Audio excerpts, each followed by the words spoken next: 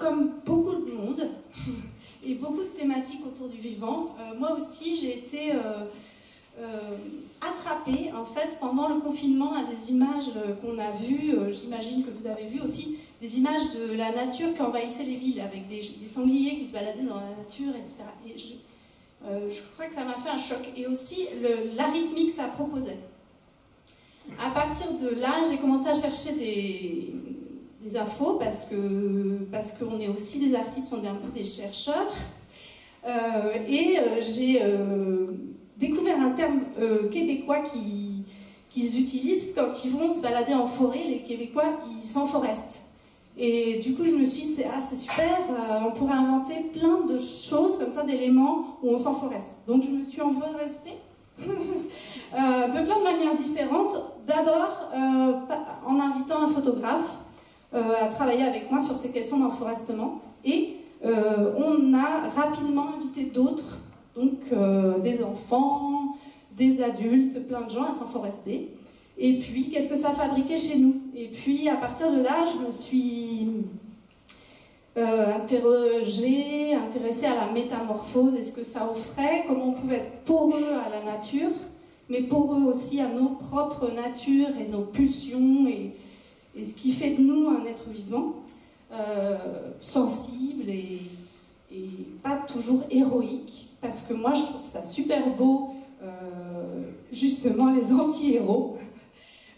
Parce que c'est touchant, parce qu'en fait il n'y en a pas des héros, et je trouve ça, c'est vraiment une recherche que je trouve belle à mener. Donc j'ai eu envie de travailler sur des figures comme ça assez fragiles qui avaient comme un choc émotionnel, enfin je ne sais pas, je m'en fiche presque, mais c'est un prétexte pour raconter qu'ils ont comme ouvert un peu de leur cœur et un peu de leur sensibilité pour faire entrer une autre nature chez eux, et aussi un peu de nature. Donc j'ai fait une série de solos qui s'appelle Exercice de style, parce que j'ai emprunté le terme à Raymond Queneau.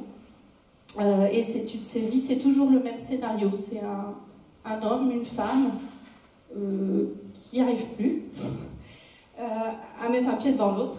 Et puis, petit à petit, ils ouvrent la porte de leur cœur et de leur corps, et de leur costume se transforment à vue, et ils deviennent un peu des êtres hybrides, des nouveaux êtres. Donc ça, c'est les exercices de style. Et toujours dans cette même recherche, parce que c'est une recherche qui me plaît et dont j'avais envie de travailler au long cours, je me suis dit, je vais pousser l'exercice de métamorphose, je vais travailler aussi sur un autre spectacle qui s'appelle Les Grandes Eaux. C'est le même cycle de création. Les Grandes Eaux, ça sera le 28 mai. C'est un spectacle, donc déjà je remercie Patrice parce que il ouvre la porte, il ouvre la porte à un spectacle qui n'est pas encore créé. Donc c'est des actes courageux aussi de se dire je m'engage à faire une création. Moi non plus je ne sais pas ce qui va être tout à fait ce spectacle, puisqu'il est en train de se faire. Ce qui est sûr, c'est que je travaille sur une construction, la scénographie, le décor bouge, c'est une métamorphose, c'est comme si on part d'un postulat, il y a un accident qui s'est déroulé dans une période donnée. C'est un événement cataclysmique qui a changé le monde et qui a enlevé les eaux, les eaux EAUX. Et c'est sec, il n'y a plus de vie, un peu comme si on allait visiter Pompéi. Et en fait, petit à petit, je vais travailler sur la résilience. Où est-ce que ça va s'ouvrir et où est-ce que ça va se transformer pour inventer un autre monde, une autre façon de vivre.